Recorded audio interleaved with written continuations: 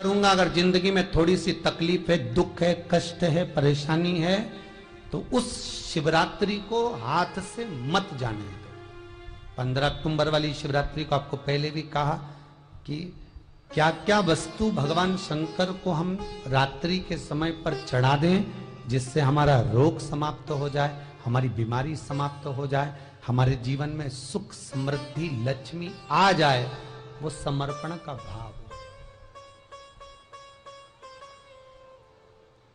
और शिवरात्रि आने में देरी है, उनके जीवन में बहुत कष्ट है, बहुत कष्ट। महाराज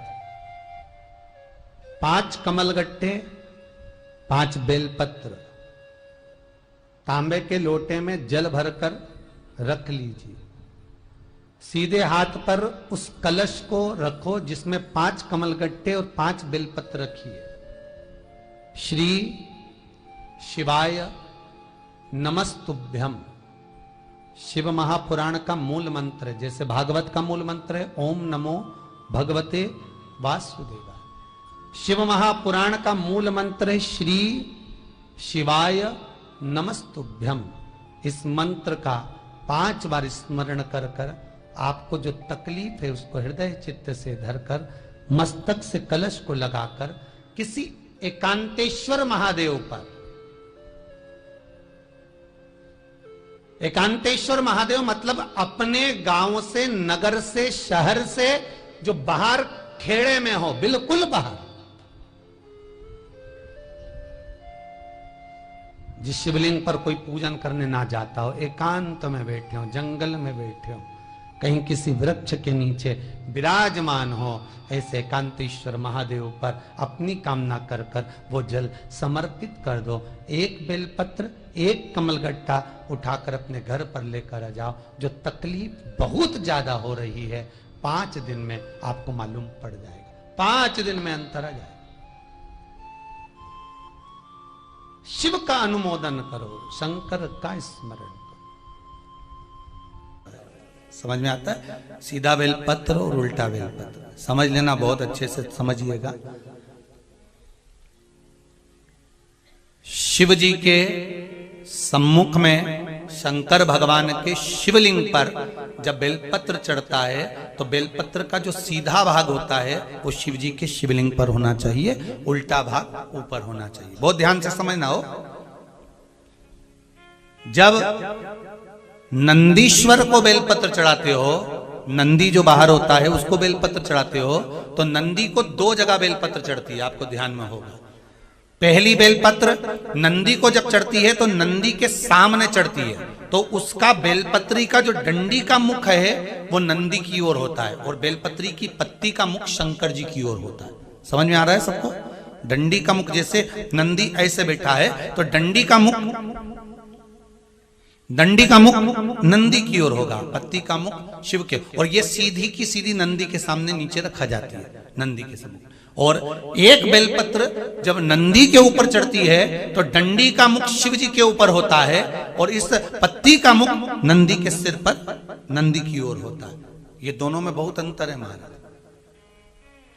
जैसे कोई बच्चा कोई कंपटीशन एग्जाम के लिए जा रहा हो या कोई परीक्षा देने के लिए जा रहा हो और पढ़ाई करे, स्मरण करे, तैयारी करे, वो अपनी जगह पर है। और ऐसा नहीं होता कि बच्चे पढ़ते नहीं है या तैयारी नहीं करते हैं। इसके बाद भी अगर उनका इंटरव्यू में पास नहीं होते या एग्जाम में पास नहीं होते तो उसके लिए ये दोनों बेलपत्री बड़ी काम करती है। बहुत ध्यान देना। जो नंदी के सामने बेलपत्र रखकर जाना, शिव जी के सम्मुख में बेलपत्र रखकर जाना, मतलब नंदी के सम्मुख में जब रखाएगी तो डंडी, जम के बोली है, कहाँ होना चाहिए?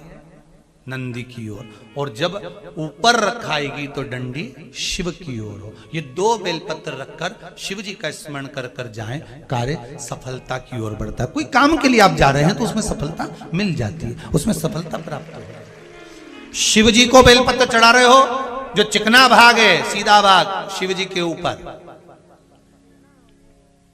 शंकर भगवान के ऊपर।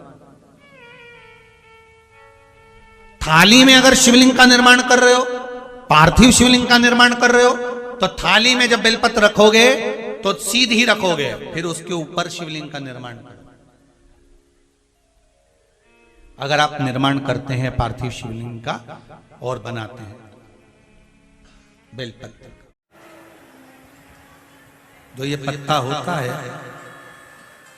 जिसमें ब्रह्मा विष्णु महेश तीनों होते हैं, 64 योगिनियां देवियां भी इसमें विराजमान हैं और 33 कोटि देवी देवता भी इसमें विराजमान हैं। एक बेलपत्र, कभी मौका लगे आपके जीवन में, अभी जब दुख तकलीफ कष्ट बहुता मात्रा में लगे, तब प्रयास करिए कि एक बेलपत्र का पत्ता अपने हृदय का भाव लेकर जब शिव मंदिर में जाओ, शंकर भगवान को जब भी समर्पित करो, तो पहले अगर कोई बहुत विषम स्थिति में फंसे हुए हो, बहुत कष्टमय परिस्थितियों में फंसे हुए हो, और निकलने के लिए एक बेलपत्री का पत्ता अशोक सुंदरी वाली जगह पर चढ़ाकर, जल चढ़ाकर उसी को शिवजी पर चढ़ाया जाता है और शंकर भगवान पर वो जल समर्पित करा। जो कलश में जल है वो शिव। किस किस जगह पर चढ़ाना है? उसी पत्ते को पहले कहां चढ़ाना है? अशोक सुंदरी वाली जगह।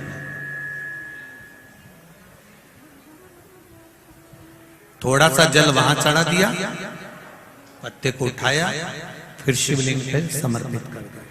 बचा हुआ जो कलश में जल है वो भगवान शंकर को समर्पित कर, शिव को समर्पित।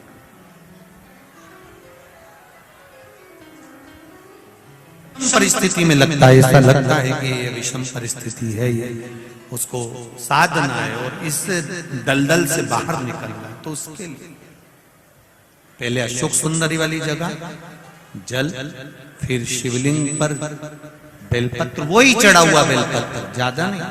और फिर एक निवेदन करेंगे, अगर आप अलग से कोई बेलपत्र नहीं ले जा सकते हो, आपके पास में बेलपत्र नहीं है, शिवलिंग पे से बेलपत्र उठा लिया करो, उसी को धो के वापिस चढ़ा दिया। वैसे तो कि